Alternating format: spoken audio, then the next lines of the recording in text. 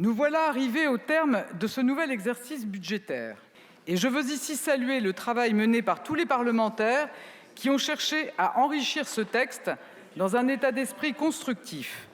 Mais comme l'année dernière, les oppositions restent sur leur position de principe, ne pas voter le budget, quel qu'en soit le contenu.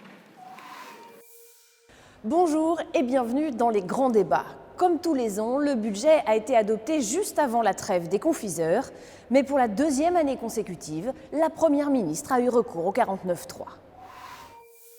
Pour donner des moyens inédits à notre sécurité, notre justice et nos armées, pour permettre des investissements sans précédent dans la transition écologique, pour augmenter le salaire des enseignants, pour accroître la DGF de nos communes, pour respecter notre engagement de ne pas augmenter les impôts ou encore pour nous inscrire dans une trajectoire de réduction de nos déficits publics, sur le fondement de l'article 49, alinéa 3 de la Constitution, j'engage la responsabilité de mon gouvernement sur l'ensemble du projet de loi de finances pour 2024. Je vous remercie. Je vous remercie, Madame la Première ministre. Nous sommes le 17 octobre, c'est le coup d'envoi de la discussion budgétaire dans l'hémicycle. La semaine précédente, le volet recettes du projet de loi de finances a été rejeté en commission. Les oppositions ont fait bloc contre le gouvernement. Alors, le discours du ministre de l'économie est tout de suite très politique. Madame la Présidente, Mesdames et Messieurs les députés, Monsieur le rapporteur général, Monsieur le ministre, cher Thomas, je suis très heureux de vous retrouver pour cette discussion générale du projet de loi de finances pour 2024. Je voudrais commencer cette intervention en remerciant les députés de notre majorité. Vous avez fait preuve d'une grande constance dans notre politique économique. La politique de l'offre que nous menons depuis près de 7 ans avec le président de la République donne des résultats parmi les meilleurs de toutes les grandes économies de la zone euro. Par conséquent, nous maintiendrons dans les années qui viennent cette politique de l'offre. Cette politique va nous permettre d'atteindre une croissance de 1% en 2023, chiffre conforme aux prévisions du gouvernement, chiffre conforme à l'évaluation que j'avais faite à cette tribune il y a un an, malgré le scepticisme de nombreux économistes, comme quoi la représentation nationale peut voir plus juste que les économistes. La réalisation de notre objectif de croissance en 2023 nous permet par conséquent d'être confiants pour la réalisation de notre objectif de croissance pour 2024, 1,4%, très proche de ce qu'a précisé le Fonds monétaire international il y a quelques jours. Nous maintiendrons cette politique de l'offre parce qu'elle nous a permis de mettre fin à l'hémorragie de délocalisation, de fermeture d'usines que nous avons connue au cours des 4 décennies précédentes. Nous la maintiendrons parce qu'elle a permis de recréer des filières, notamment dans le domaine des batteries électriques, avec l'ouverture de 4 gigafactories dans les années qui viennent. Nous la maintiendrons parce qu'elle nous a permis de créer 2 millions d'emplois au cours des 7 années passées, 100 000 emplois industriels et de rouvrir 300 usines sur le sol français. Vous avez fait de la France le pays le plus attractif en Europe. Vous avez fait, Mesdames et Messieurs les députés de la majorité, de la France un pays qui réussit économiquement. Vous avez tourné la France vers l'avenir avec une ambition, devenir la première nation décarbonée en Europe à horizon 2040. Je veux vous remercier de votre constance, je veux vous remercier de votre cohérence. Vous pouvez être fiers des résultats économiques de la nation française. Alors j'entends parfois les doutes, les inquiétudes de certains qui nous disent « mais vous avez pris des décisions qui pourraient vous amener à revenir sur cette politique ». Je rappelle que dans le budget 2024, nous allons engager une baisse d'impôts de production d'1 milliard d'euros qui nous amènera à supprimer définitivement la CVAE dans les meilleurs délais et à avoir des impôts de production plus compétitifs par rapport à nos grands partenaires industriels. Dans le contexte budgétaire contraint que nous connaissons, je voudrais que chacun mesure l'effort qui est fait en faveur des PME et du monde industriel en engageant comme seule baisse d'impôts majeure en 2024 une baisse des impôts de production pour les entreprises. On ne peut pas exprimer plus clairement notre détermination à tenir le fil de notre politique économique. Je voudrais aussi remercier la majorité pour sa solidité dans les débats budgétaires. Vous avez tenu depuis plusieurs jours, et en particulier le rapporteur général du budget, qui a fait preuve d'une constance, d'une fermeté et d'une disponibilité totale depuis plusieurs semaines, avec le whip Mathieu Lefebvre, que je remercie également, et avec l'ensemble des commissaires de la Commission des finances.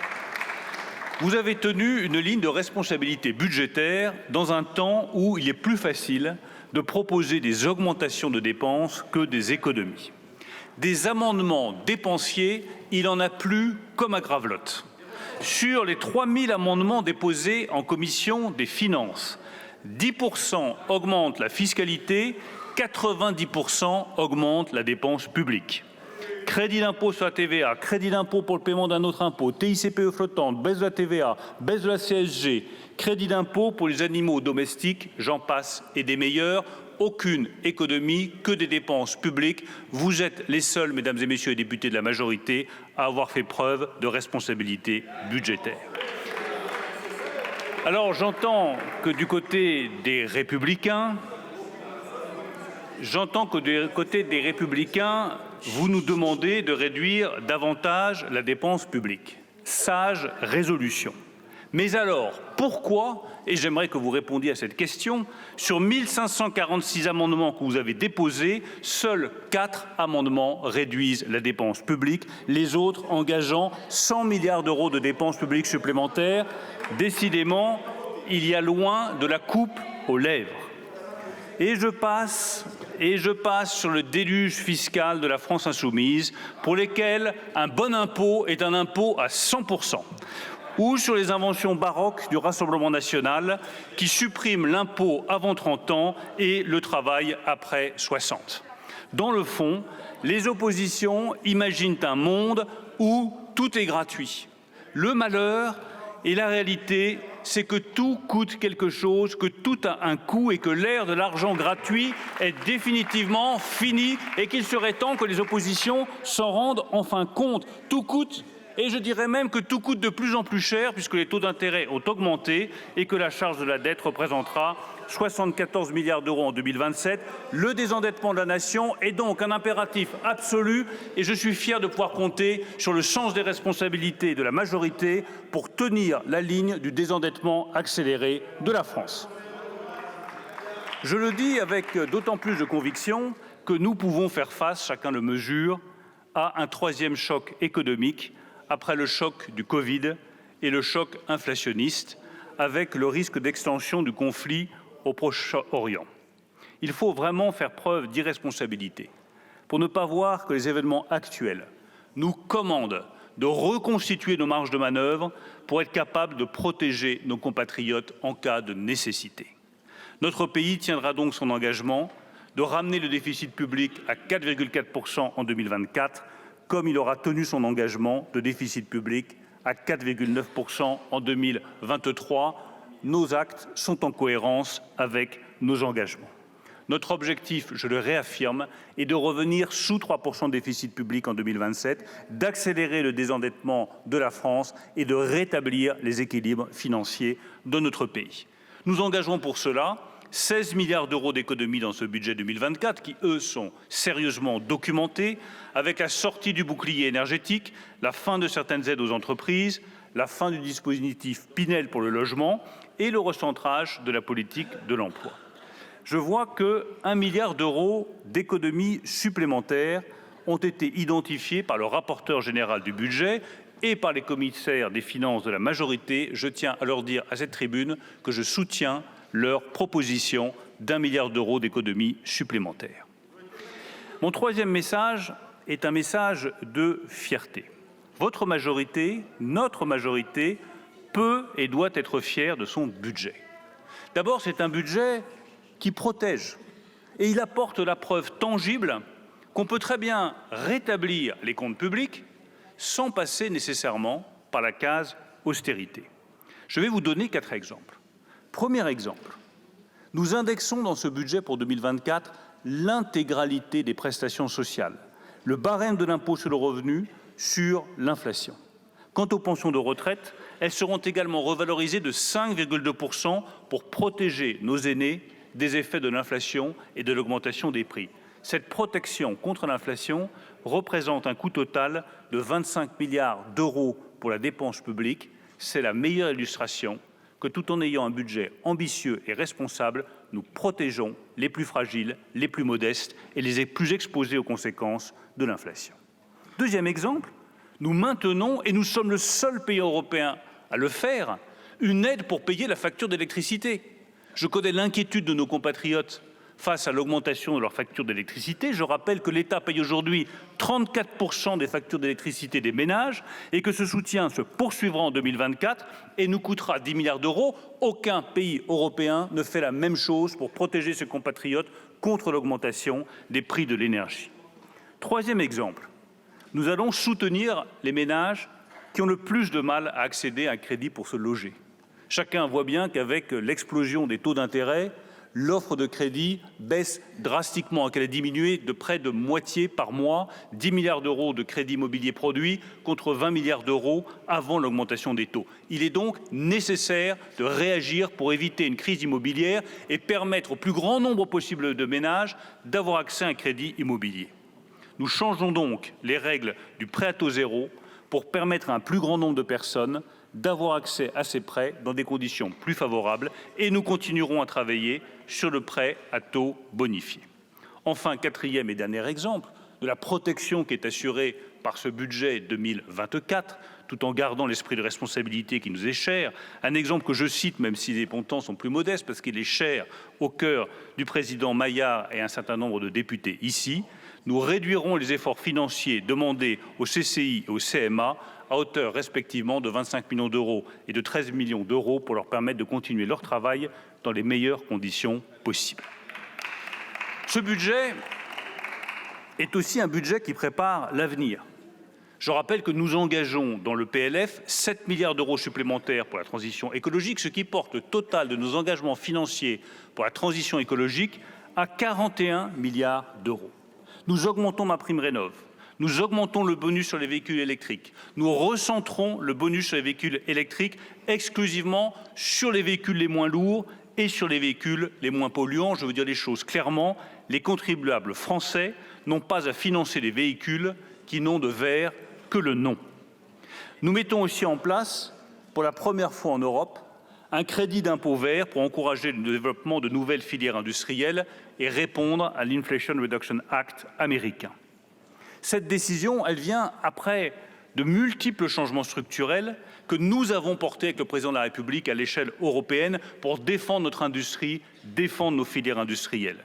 La dette en commun, le mécanisme d'ajustement carbone aux frontières, le renforcement des contrôles sur les investissements étrangers, les investissements dans les programmes d'intérêt collectif européens, les aides d'État pour les grands projets industriels, tout cela dessine et construit concrètement une Europe souveraine qui apprend enfin à défendre ses intérêts économiques, son savoir-faire technologique, ses usines, ses ouvriers et son patrimoine industriel.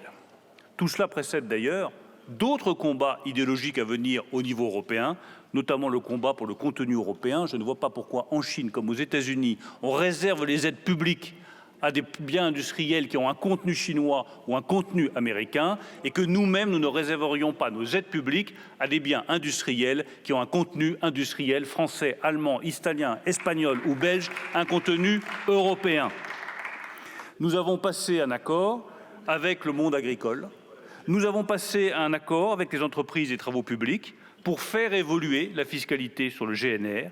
Je m'engage ici à ce que toutes les recettes fiscales supplémentaires soient consacrées à l'accompagnement des exploitations agricoles, à l'accompagnement des PME des travaux publics et à la consolidation de la filière des biocarburants.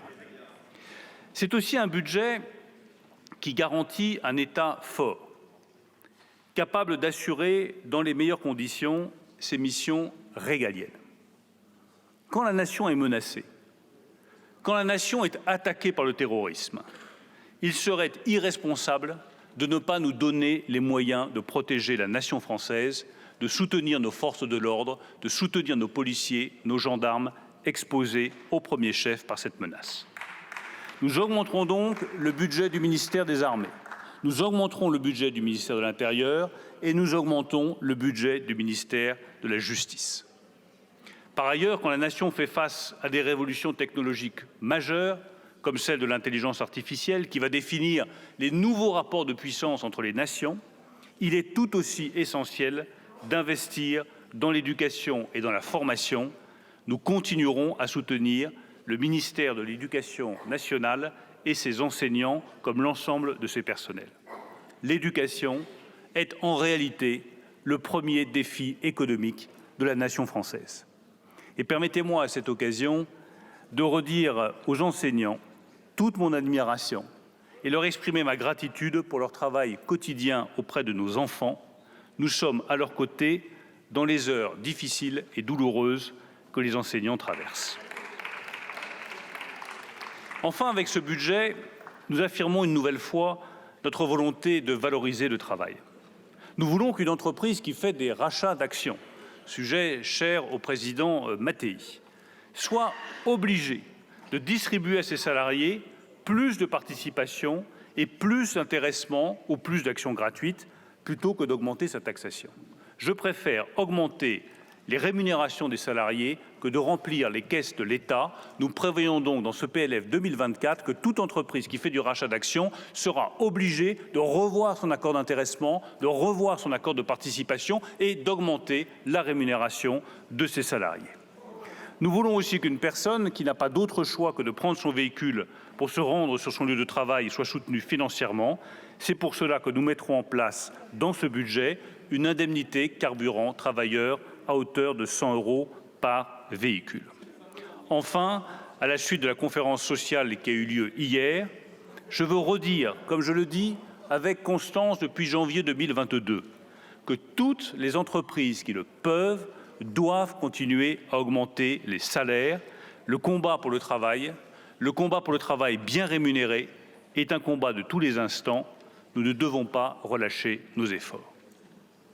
Mon dernier message sera très simple. Ne cédons pas aux sirènes de la vieille politique. À chaque budget depuis 7 ans, j'entends revenir le même chant séduisant des mêmes sirènes. Plus de dépenses publiques, plus de dettes, plus de taxes, plus de dépenses dans tous les champs d'intervention de l'État et la France arrivera à bon port. Ce chant des sirènes, comme tous les chants de toutes les sirènes, est un piège. Il conduira tout droit sur les récifs du surendettement et de l'appauvrissement. La réalité avec laquelle nous avons affaire est bien différente de ce que chantent ces sirènes constamment depuis des années. La réalité, c'est que nous conservons un niveau de dépenses publiques et d'imposition parmi les plus élevés au monde et que nous devons donc continuer sans relâche, comme le fait cette majorité, à réduire la dépense publique, réduire le niveau de dette, réduire le niveau de fiscalité, réduire le niveau d'imposition et réduire le niveau de taxes qui pèsent sur les ménages comme sur les entreprises. La réalité, ce sont des incertitudes géopolitiques qui doivent nous amener à reconstituer des marges de manœuvre financières, sans quoi nous serions irresponsables aux yeux de nos compatriotes et jugés sévèrement dans les mois et les années qui viennent. La réalité, c'est qu'il y a des investissements indispensables à faire dès maintenant dans la transition écologique, dans la sécurité, dans l'éducation et qu'il faut bien dégager des marges de manœuvre financières en réduisant les dépenses inutiles dans le fonctionnement pour financer ces investissements indispensables dans les secteurs que je viens de mentionner. La réalité, c'est que le XXIe siècle s'annonce comme difficile pour les grandes nations occidentales qui n'auront pas eu le courage de remettre leurs comptes publics en bon ordre. Derrière ce budget, par conséquent, c'est la puissance française qui se joue. Et la puissance française ne s'achète pas à crédit. Elle se construit par l'investissement, par l'innovation, par la reconstitution de nos capacités de production. Elle se reconstruit par le travail, elle se reconstruit par l'effort. C'est le chemin que nous vous proposons. Merci, Monsieur le Ministre. La parole est à Monsieur Thomas Cazenave, ministre délégué chargé des comptes publics.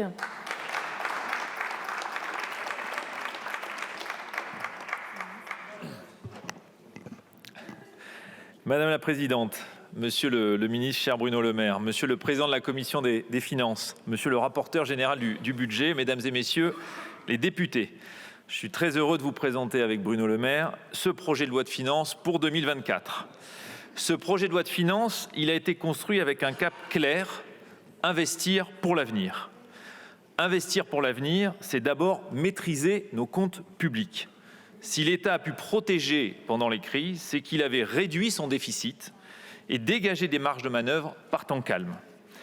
En 2018, je le rappelle, notre déficit était repassé significativement sous la barre des 3%.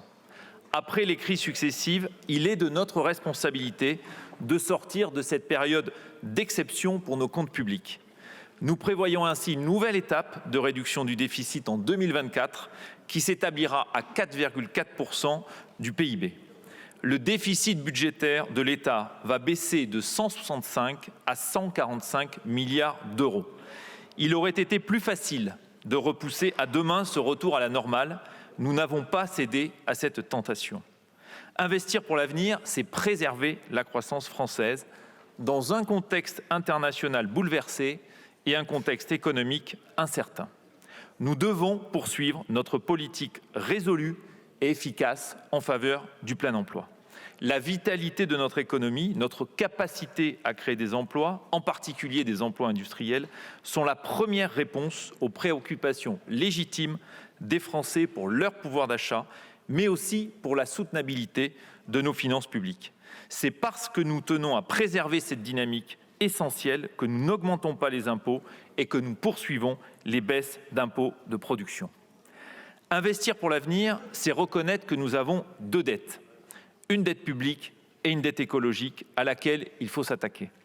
Le projet de loi de finances pour 2024 consacre un investissement inédit en faveur de la transition écologique, avec 10 milliards d'euros supplémentaires pour la rénovation énergétique des logements et des bâtiments publics, pour décarboner nos transports, pour accompagner le nouveau modèle agricole, pour créer une industrie verte et pour transformer notre modèle énergétique.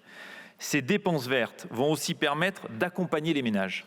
Les Français ont besoin d'investir dans la transition écologique pour passer à l'électrique pour leurs voitures et pour isoler leur logement. Les aider est un enjeu climatique, mais aussi économique et social. Sans cet investissement supplémentaire de l'État, nous ne tiendrons pas nos objectifs climatiques. Il aurait été plus facile de repousser à demain ces investissements en creusant notre dette écologique. Nous n'avons pas cédé à cette tentation. Investir pour l'avenir, c'est enfin avoir des services publics plus forts.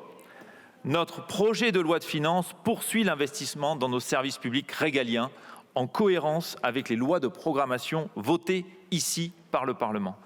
Hélas, l'actualité de ces derniers jours nous rappelle combien cet effort est indispensable.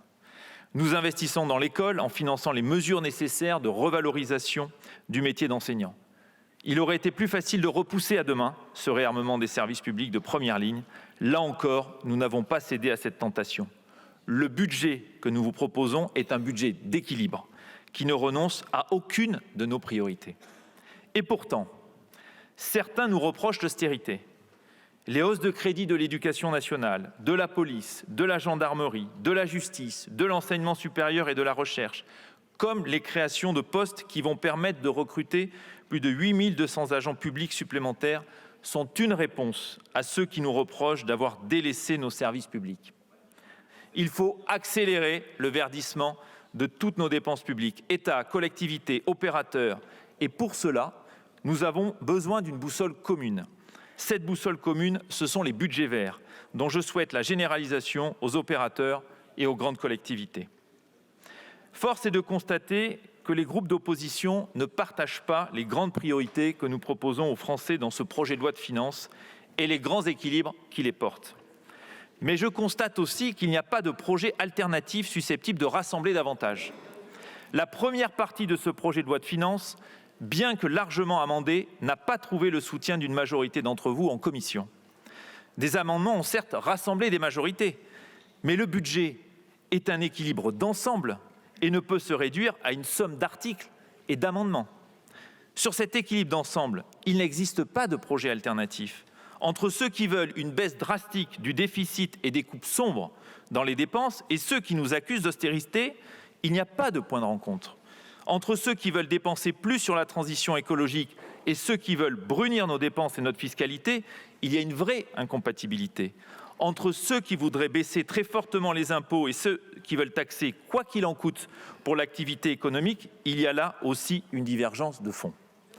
Malgré ces divergences de fond, nous bâtissons ce texte avec le Parlement.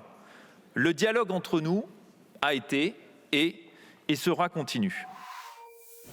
Après les ministres Bruno Le Maire et Thomas Cazenave, la parole est à Éric Coquerel, le président de la Commission des finances. Le député La France Insoumise est évidemment très critique vis-à-vis de ce budget 2024.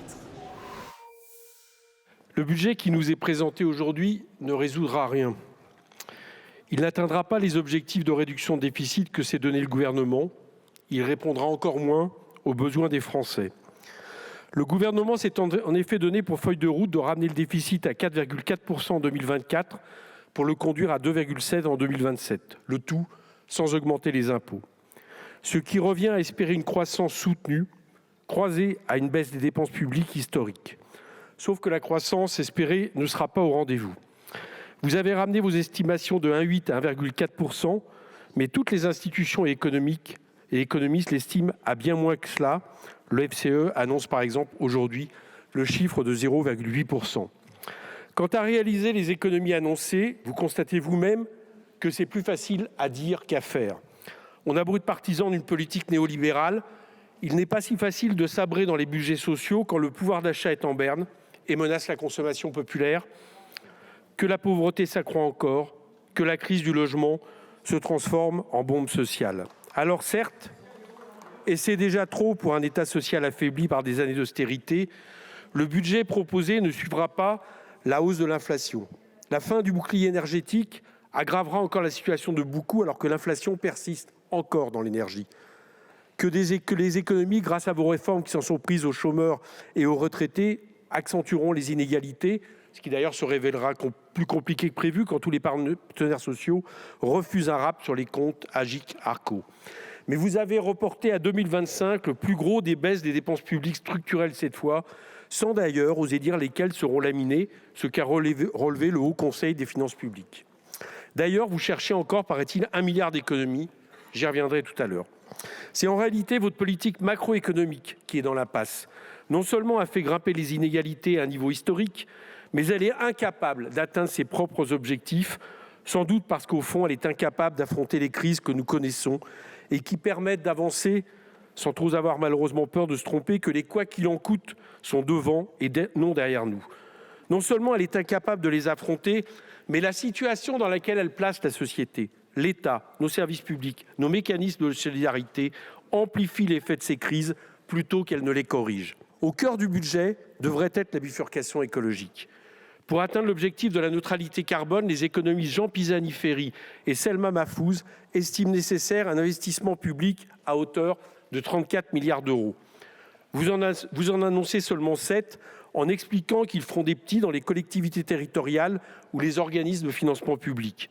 Autant vous dire que je ne crois pas à une telle multiplication des pains quand la mise de départ de l'État est si faible et que dans le même temps, on invite les dites collectivités à baisser leurs dépenses publiques. Je note également que dans les pistes de financement de son plan, l'économiste Pisani-Ferry propose de recourir à une taxe sur les plus riches et à laisser filer un peu plus la dette. On y reviendra demain, sans doute, dans le débat sur la dette. Mais l'urgence écologique ne peut faire oublier d'autres urgences. La première, c'est le pouvoir d'achat. Il recule pour une grande partie de la population, à commencer par les plus défavorisés. Les salaires n'ont effectivement pas suivi l'inflation. Selon une récente étude de Rexecode, la perte de pouvoir d'achat des salariés du secteur privé est estimée à 2,5% entre 2019 et 2023, et encore, cela cache des disparités. Pour le secteur public, la situation est encore plus grave. Après un gel du point d'indice de plus de 5 ans, 2 revalorisations sont intervenues, mais à des niveaux bien inférieurs à l'augmentation des prix. Plus forte sur l'énergie et les produits alimentaires, l'inflation a pesé durement sur les dépenses de première nécessité.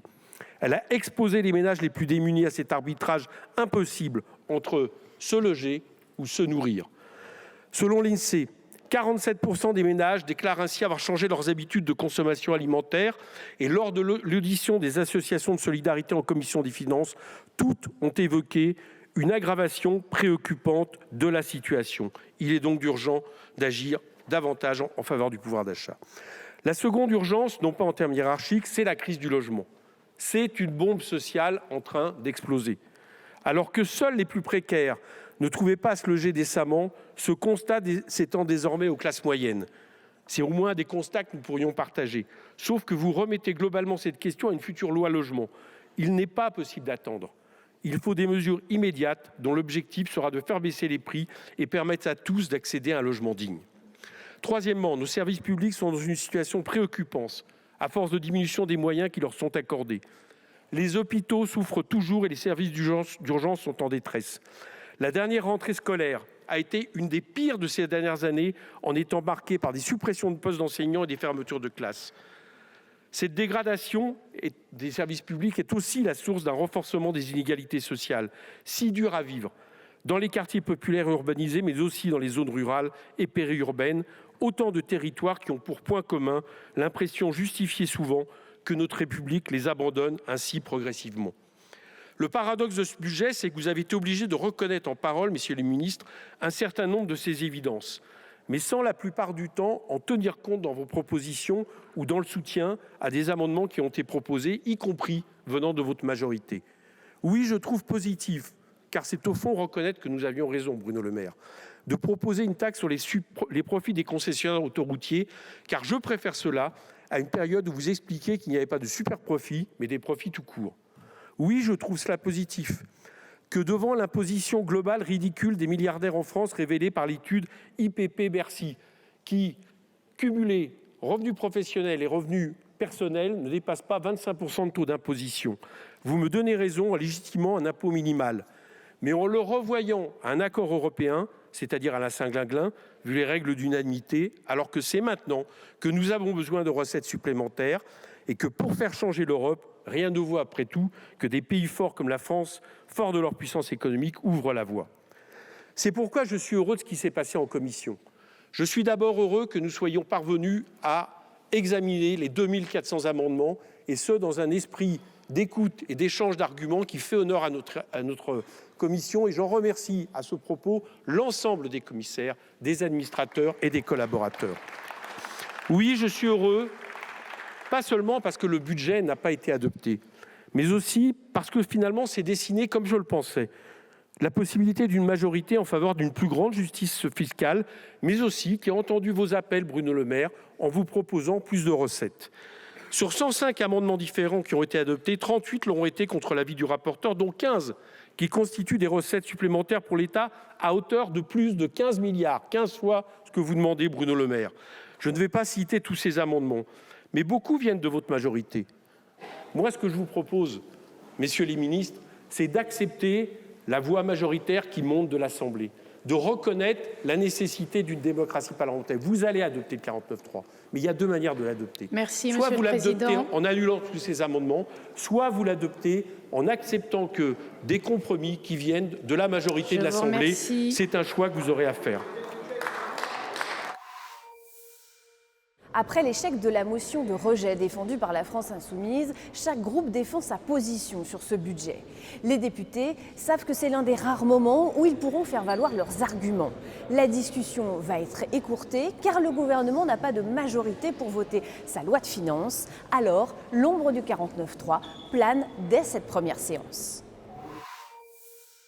La première raison de notre opposition, c'est que vous ne tenez pas les dépenses. Les dépenses continuent d'augmenter. Le Haut Conseil des finances publiques prévoit une hausse des dépenses primaires nettes de 2,6%, et non pas du tout une baisse comme vous l'annoncez. Parmi les 580 milliards d'euros de dépenses de l'État, les dépenses d'investissement, mes chers collègues, ne représentent plus que 29 milliards en 2024, soit seulement 6% du budget général, dont la moitié au titre de la défense. Une fois de plus, les Françaises et les Français vont donc s'endetter uniquement pour gérer les affaires courantes. La deuxième raison se trouve du côté des recettes. D'une part, les hypothèses macroéconomiques sur lesquelles vous fondez vos prévisions sont optimistes, de l'aveu même du Haut Conseil des finances publiques.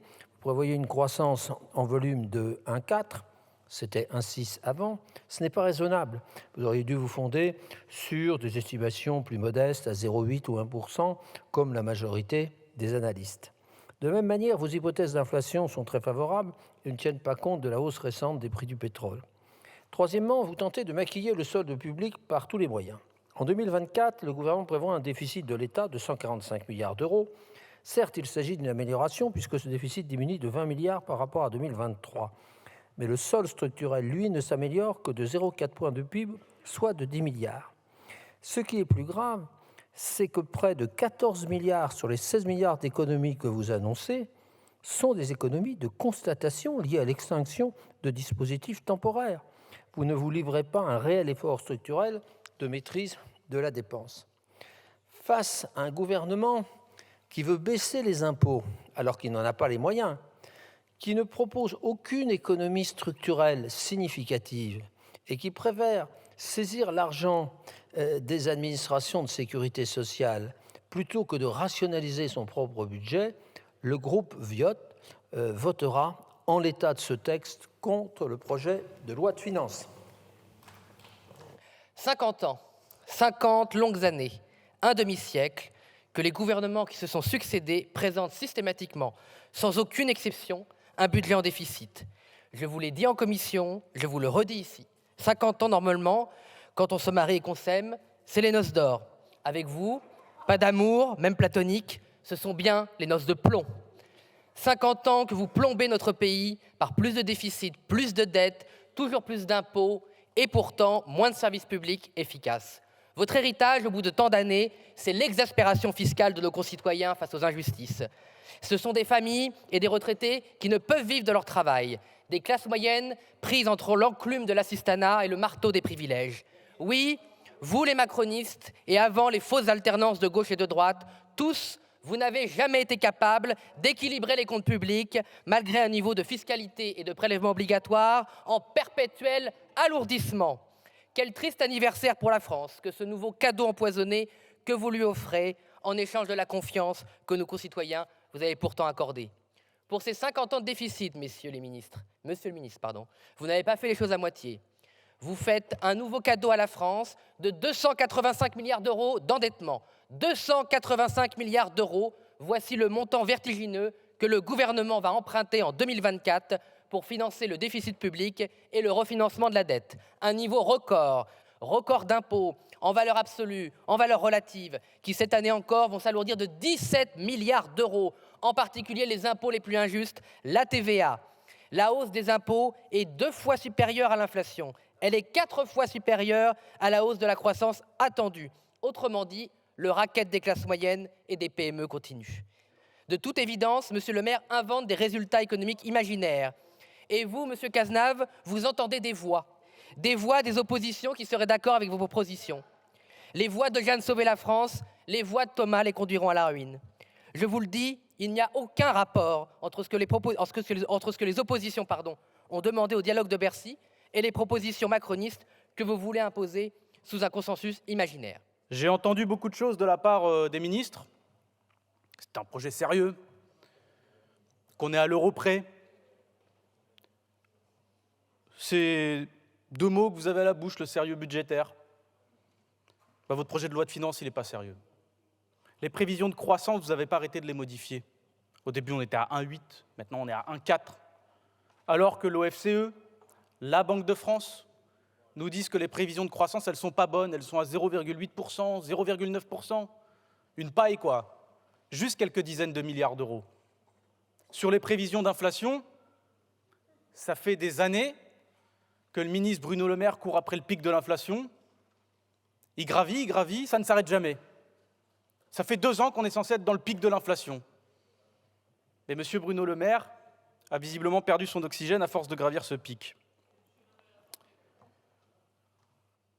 Ce que vous auriez pu faire, par contre, au lieu de vous gargariser d'avoir rien fait, vous auriez pu, ne serait-ce que pour les grandes boîtes, pour les grands groupes, revenir sur un taux d'impôt sur les sociétés à 33% comme ça l'était avant le quinquennat Macron. Là, je vous assure que vous auriez eu des rentrées fiscales conséquentes pour réarmer nos services publics. Ce n'est pas le choix que vous avez fait. Il y a quelque chose qui a éclaté aux yeux de tout le monde en commission. Vous êtes minoritaire. Vous êtes minoritaire jusque dans votre majorité. Vous êtes incapable même d'écouter vos propres alliés parce que vous allez faire un 49 ans, on sait que vous n'allez pas les reprendre. L'augmentation de la taxe sur les transactions financières, on aurait pu la faire si vous cherchiez de l'argent, par exemple, pour financer vos exonérations de cotisations. On l'a voté. Ça aurait pu rapporter 11 milliards d'euros à l'État sur les transactions financières. Mais qui peut être contre ça dans la période actuelle ? Budget après budget, nous alertons le gouvernement sur la situation financière de notre pays et ses conséquences sur les Français. Explosion de la dette, 45 000 euros par Français et de ses intérêts, la France championne européenne des taxes et impôts, une dépense publique qui augmente alors que nos concitoyens voient chaque jour le service public qui leur est réellement utile se dégrader. Je pense évidemment à la santé, au soutien aux personnes âgées dépendantes, à l'école, à la sécurité. Voilà votre bilan, malheureusement, en matière budgétaire. Mais quelles conséquences concrètes aujourd'hui pour les Français ? Notamment pour ceux qui travaillent dur, qui se lèvent tous les matins, qui contribuent largement à la solidarité nationale et n'ont jamais droit à rien. Je veux parler des classes moyennes. Aujourd'hui, concrètement, les Français font face à une explosion du coût du logement, une explosion des prix des carburants, une perte de pouvoir d'achat pour les familles. Ils n'arrivent plus à faire face. Or, rien dans ce budget ne répond à cette crise, rien. Sur l'accès au logement, tout d'abord, il s'agit du premier poste de dépense des ménages. Nous faisons face aujourd'hui à une hausse massive des taux d'intérêt, une hausse des loyers, une chute de la construction et un logement social totalement débordé. C'est une grave crise sociale qui se profile. Madame la députée, je perds de l'argent chaque fois que je vais travailler. Voilà ce que me disent mes concitoyens qui n'ont d'autre choix que de se déplacer en voiture. Et ce n'est pas un chèque dérisoire de 100 € ciblé sur une fraction de Français qui résoudra le problème. Le prix du carburant est constitué de plus de moitié de taxes. Sur 2 € le litre de gazole, plus d'1 € est récolté par les caisses de l'État. L'État encaisse donc 40 milliards d'euros de taxes sur les carburants. Avec les Républicains, nous demandons qu'une partie de cet argent soit rendue aux Français aujourd'hui avec une baisse immédiate de la TICPE permettant une économie de 12,5 centimes d'euros par litre pour tous, pour un coût de 5 milliards. Monsieur le ministre, je ne doute pas malheureusement qu'il y aura un 49.3, mais je souhaite impérativement que vous continuiez la défiscalisation sur les pourboires. Je n'ai pas pu en parler en commission et il est impératif que cet élément soit dans le texte final pour le pouvoir d'achat de tous les travailleurs de la restauration. Le projet de loi de finances pour 2024 n'est pas un budget de rigueur, ce n'est pas un budget d'austérité, mais c'est un budget de responsabilité et d'ambition vis-à-vis de nos finances publiques, vis-à-vis des Français et vous allez voir, et vis-à-vis de la transition écologique. Car oui, le projet de loi de finances pour 2024 est un budget de responsabilité. Tout d'abord, de responsabilité vis-à-vis de nos finances publiques. Il consacre en effet 16 milliards d'euros d'économies budgétaires, soit 6 milliards de plus que ce qui était initialement prévu. Car oui, notre objectif est clair et assumé, c'est celui de réduire notre déficit public à 2,7% du produit intérieur brut d'ici 2027, conformément à la trajectoire pluriannuelle de redressement de nos finances publiques. C'est une question de responsabilité vis-à-vis des Françaises et des Français et de crédibilité vis-à-vis de ceux qui nous financent tous les jours pour financer notre modèle social. Grâce à l'adoption de ce projet de loi de finances, nous l'espérons, nous parviendrons à tenir notre objectif de déficit de 4,4% de déficit public en 2024. Mes chers collègues, depuis 3 ans, nous avons su faire face à une succession de crises majeures. En pleine tempête, qu'il s'agisse du Covid, de l'impact de la guerre en Ukraine ou de la crise inflationniste, l'économie française a démontré sa solidité. Et si nous avons résisté, c'est parce que l'État et la puissance publique dans son ensemble a mis en œuvre tous les moyens nécessaires pour protéger les Français, quoi qu'il en coûte. Mais l'heure est désormais au rétablissement de nos comptes publics, quoi qu'il arrive. Parce que cet objectif, c'est celui que ce projet de loi de finances porte. Oui, ce projet de loi de finances est un budget de responsabilité. De responsabilité vis-à-vis des Français ensuite. Parce que ce budget renforce considérablement les moyens de la justice, les moyens de la défense, les moyens de la sécurité, de l'éducation nationale, du pouvoir d'achat. Et cela répond ainsi aux attentes et aux préoccupations légitimes de nos compatriotes, quels qu'ils soient, où qu'ils se trouvent et quelles que soient leurs opinions politiques. Ce budget porte par ailleurs une très forte ambition en faveur de la transition écologique, le plus vert jamais présenté jusqu'alors. Il comporte 39,7 milliards d'euros de dépenses favorables à l'environnement, soit 7% des dépenses, qui agiront directement sur la protection de l'environnement et la lutte contre le réchauffement climatique. Il concrétise le plan épargne avenir climat. Il instaure le crédit d'impôt industrie verte et il coupe dans les dépenses fiscales brunes, tout en accompagnant les secteurs concernés, au premier rang desquels nos agriculteurs. Ce budget est aussi celui de la lutte contre les fraudes. Il dote les administrations des moyens de lutter contre ces comportements inacceptables qui minent un peu plus, jour après jour, le contrat social qui nous lie. Voici donc ce qu'est le budget 2024. Un budget post-crise qui permet de regarder vers l'avenir et qui, malgré le périmètre contraint qui est le nôtre, porte des ambitions dont nous pouvons être fiers, tout en respectant l'exercice imposé d'un retour progressif du déficit en dessous des 3% en 2027. Dans ce cadre ainsi fixé, les priorités du groupe démocrate sont claires. Adresser de premières réponses efficaces à la crise du logement à laquelle notre pays fait face, ainsi que proposer des mesures en faveur d'une plus grande justice fiscale. Nous souhaitons enrichir ce texte en ce sens. Enfin, en synthèse, si je devais qualifier ce budget en 3 mots, je dirais que ce budget est un budget d'action, de durabilité et d'équilibre. Dans ce contexte, et avec la responsabilité qui nous caractérise, le groupe démocrate votera pour la première partie de ce projet de loi de finances 2024. Remercie. Je vous remercie.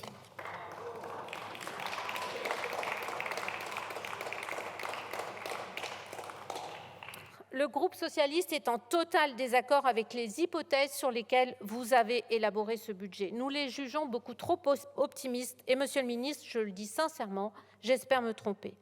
Ce budget, il est non seulement irréaliste, mais il est également, vous me pardonnerez l'expression, à côté de la plaque. Il fait fausse route parce qu'il ne permet pas de répondre aux priorités et aux urgences des Françaises et des Français.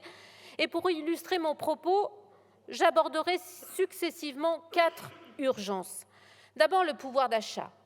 L'inflation continue d'amputer cruellement le pouvoir d'achat de nombre de Français. Alors oui, certains s'en sortent très bien, mais beaucoup de nos compatriotes qui pourtant travaillent ou bénéficient d'une pension de retraite bien méritée n'arrivent plus à vivre dignement 30 jours par mois. J'en viens à une autre priorité, la lutte contre le réchauffement climatique et la protection de la biodiversité. Le diagnostic posé par la Première ministre en juin est parfait. Mais il nous faut là aussi constater que les mesures contenues dans ce budget ne sont pas à la hauteur des enjeux et aux engagements pris par le Président de la République. Autre crise, le logement. Depuis 2017, Monsieur le ministre, vous n'avez cessé de faire des économies sur le dos du logement. Les résultats de cette politique sont catastrophiques et pourtant vous continuez à faire la sourde oreille.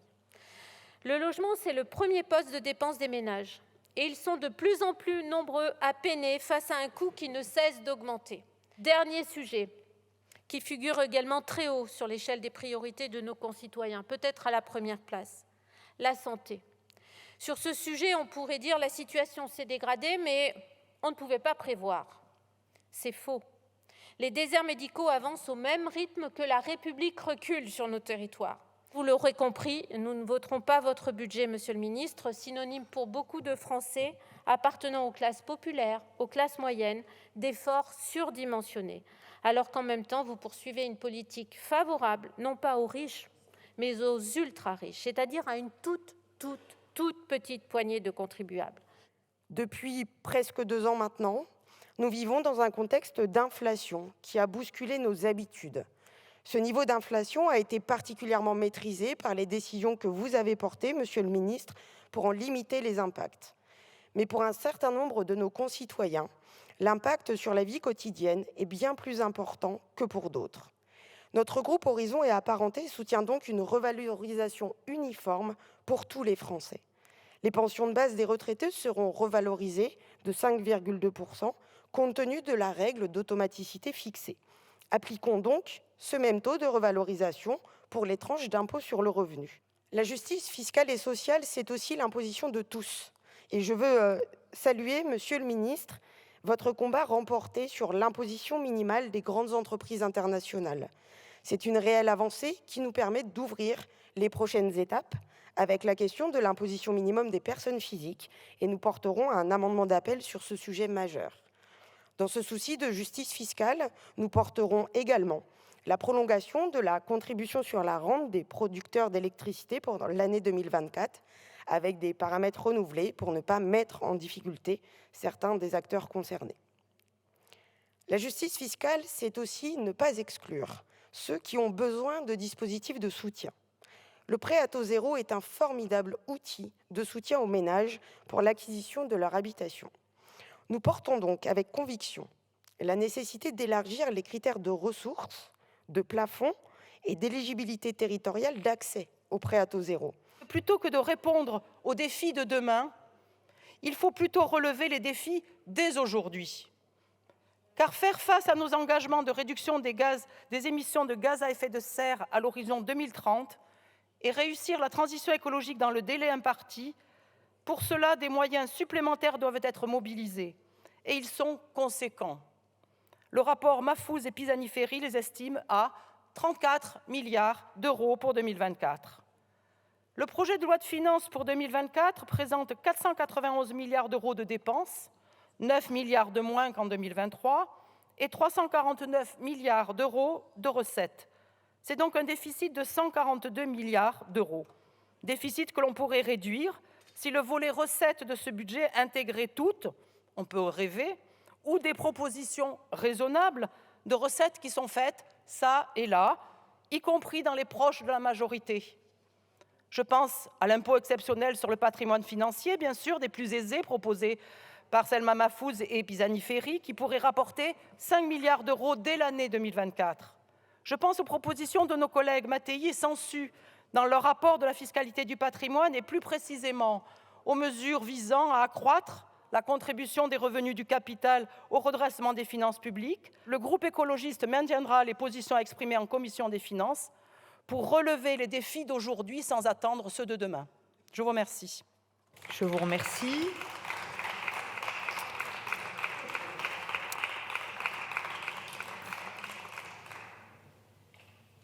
Hier s'est ouverte la conférence sociale sur les salaires. À cette occasion, vous avez affirmé, Monsieur le ministre, je cite, que vous étiez contre l'indexation des salaires sur l'inflation, contre la hausse généralisée des salaires et opposé à un coup de pouce du SMIC. C'est donc une conférence sur les bas salaires, non pour les augmenter, mais pour qu'ils restent bas. Êtes-vous à ce point déconnecté, Monsieur le ministre, du portefeuille des Français ? À la lecture de ce projet de loi de finances, tout porte à le croire. Rien, ou si peu, pour les Français concernant leur pouvoir de vivre. Rien sur le prix des denrées alimentaires, rien sur le prix de l'essence, rien sur le prix de l'énergie.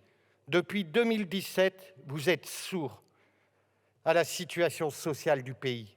Depuis 2017, votre seule boussole a été la politique de l'offre, la théorie du ruissellement des riches vers les couches moyennes et modestes qui est à l'œuvre. Selon l'adage, quand les gros maigrissent, les maigres meurent. Mais c'est une hérésie. Toutes les études montrent que l'accroissement des patrimoines des ultra-riches, 1 170 milliards d'euros en 2022 pour les 500 plus grandes fortunes, s'accompagne d'un taux de pauvreté qui progresse. Le budget 2024 répond à des choix et non à des besoins.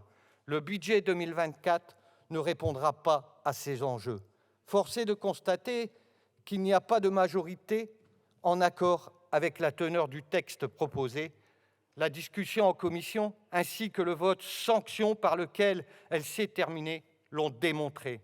Nous connaissons donc l'issue de cette séquence, un 49-3, qui viendra une nouvelle fois empêcher notre Assemblée de faire évoluer ce texte et de se prononcer. Dès le lendemain de cette discussion générale, Elisabeth Borne monte à la tribune et déclenche le 49.3 sur le volet recettes. C'est le premier d'une longue série sur les différentes parties du budget. La loi de finances sera définitivement adoptée quelques jours avant Noël avec un dernier 49.3. Dans la version finale, le gouvernement a gardé quelques centaines d'amendements venus des députés, des amendements de tous les groupes politiques, sauf du Rassemblement national et de la France insoumise. C'est la fin de ces grands débats. À bientôt sur LCP.